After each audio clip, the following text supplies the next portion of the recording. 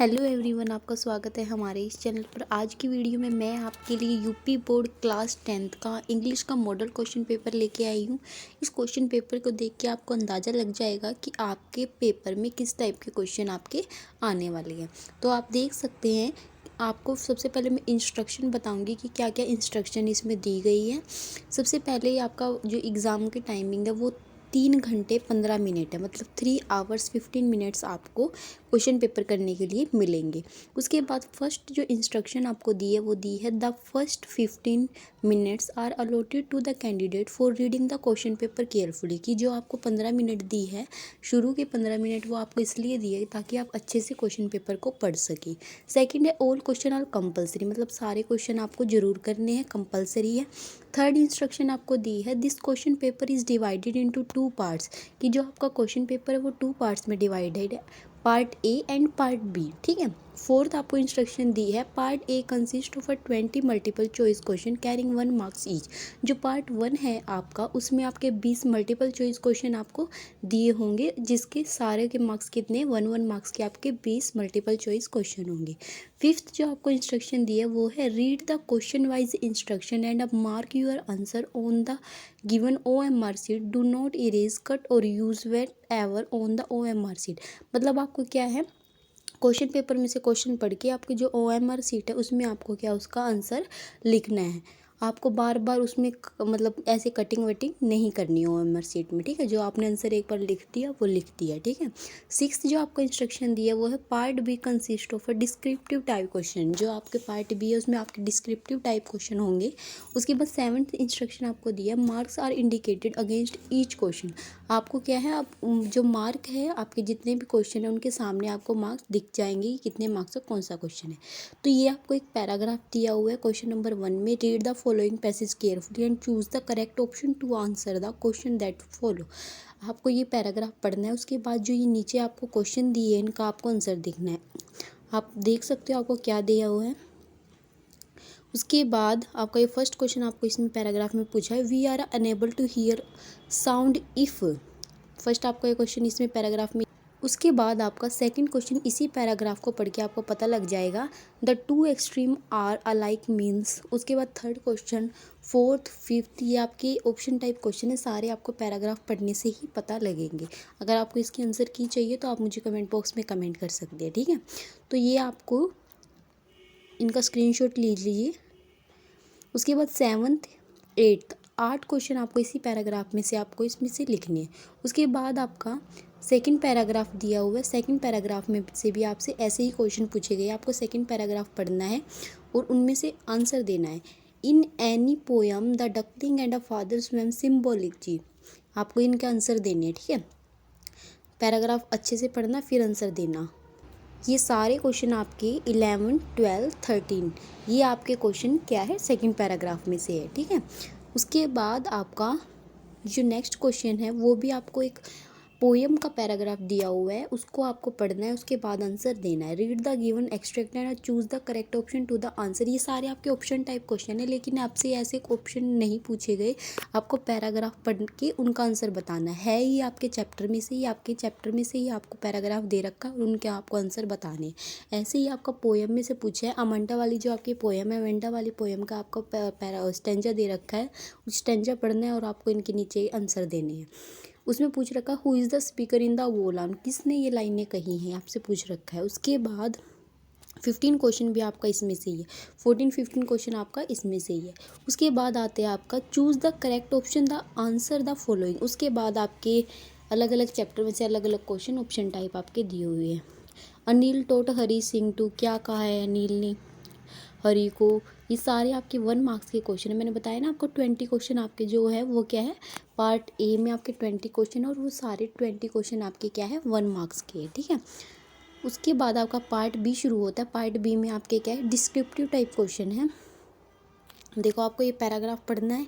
इस पैराग्राफ में आपसे ये क्वेश्चन पूछे गए हैं, 2 मार्क्स के क्वेश्चन है आपका। Home does the statute library represent. ये सारे क्वेश्चन आपके क्या है, 2 मार्क्स के क्वेश्चन है, इनका आपको आंसर देना है।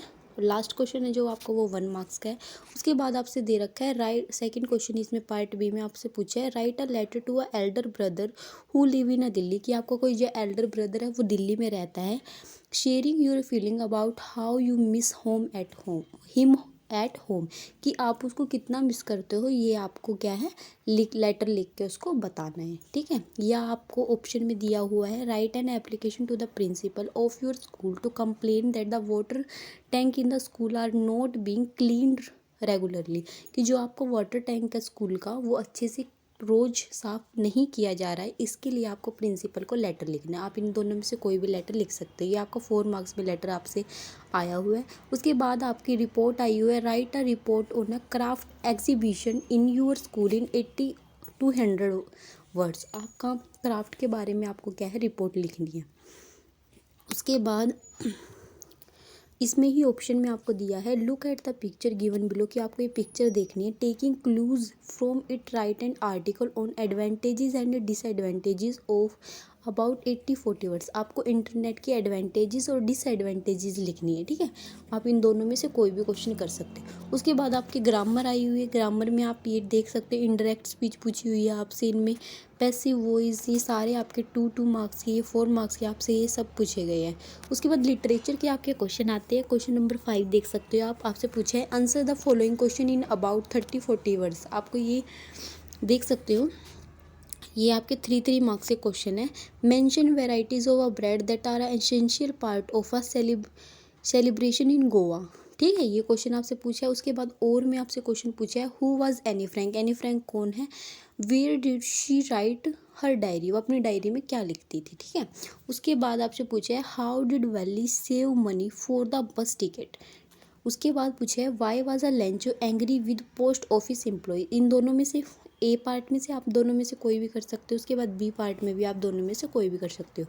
6th क्वेश्चन आपका आया आंसर एनी, ये आपके 3 मार्क्स के क्वेश्चन थे। अब आपका 4 मार्क्स का क्वेश्चन है एक, इन दोनों में से आपको कोई भी 6 में से आपको कोई 2 में से एक क्वेश्चन करना है।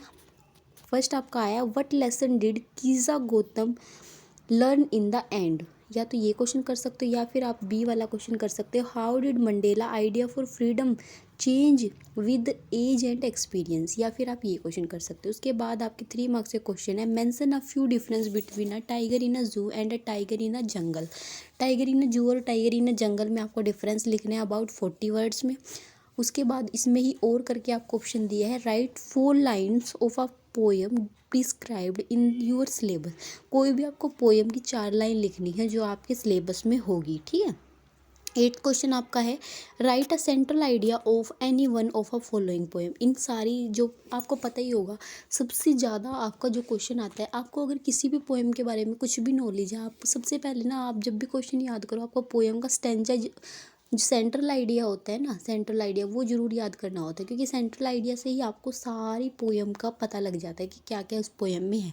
और आपको सीधा ही आपसे डायरेक्ट ही पूछा हुआ सेंट्रल आइडिया बताओ पोएम का, या तो फायर एंड आइस का, द ट्रीज का, या एनिमल्स का, किसी का भी आप लिख सकते हो।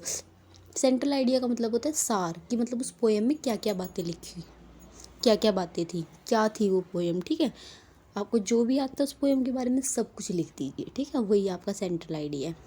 9th क्वेश्चन आपसे पूछा है answer any one of the following about 30-40 words. इन दोनों में से आपको कोई भी 1 क्वेश्चन करना है, या तो ये कर सकते हो what did the doctor do to cure Tricki के बारे में क्या कहा, या फिर आप ये कर सकते हो what did Griffin want to prove could he do that, या फिर ये क्वेश्चन कर सकते हो।